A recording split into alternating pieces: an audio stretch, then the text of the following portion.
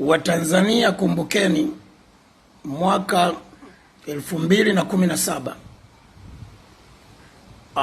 nilimkemea Diamond alipoanza kuwa anavaa vikuku, na nilimkemea kupitia refresh ya Wasafi TV na akaacha. Nilimuonya nikamwambia, dogo, usilete umagharibi, hii ni Tanzania. Kuvaa vikuku mtoto wa kiume miguu yote miwili maanake unaliwa. Akaacha. Ikaenda. Mkaja mkaona nikataja mashoga, nikataja kwa nguvu za Roho Mtakatifu kama nilivyoshuhudia. Likaibuka swala la P-Diddy, na sasa hivi limeibuka swala la kuvaa mawigi watoto wa kiume. Nishawahi kusema watu maarufu wanatumika kwenye kueneza mapenzi ya jinsia moja bila Watanzania kujua, na vijana mnakurupuka kuiga.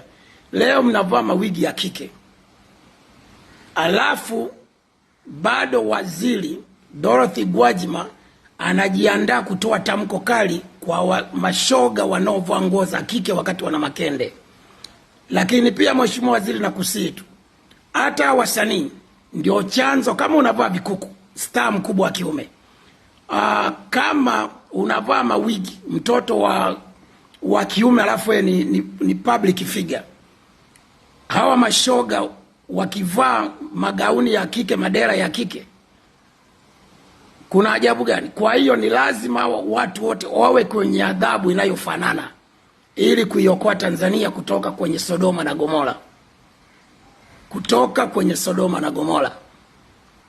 Kwa hiyo onyo ni kwamba kama huyu anatoa wimbo alafu anaweka challenge ya mawigi, amini we mzazi wa kike na mawigi nyumbani, uko kazini, mtoto wako ataiba wigi na mwingine ataiba wigi la mama yake, watakutana, wataanza kufanya challenge, na yeye itapelekea kuna vitoto ambavyo vinajitambua ni vidume, vitamwambia mwanao umependeza sana, na mwanao ataanza kutamani ukeuke.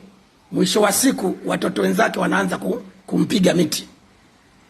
Hawa watoto wa msiwachukulie masiala. Umeenda kazini, anachukua wigi lako anaweka kwenye begi, kumbe ameshapanga na wenzake, wakati wa mapumziko shuleni tufanye challenge ya kuvaa mawigi wakati ni watoto wa kiume. So you better watch your back.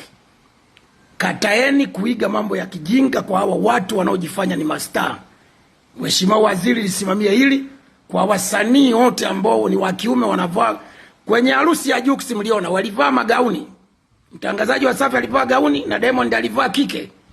Mkachukulia poa. Sasa hivi mashoga sasa anavaa kike.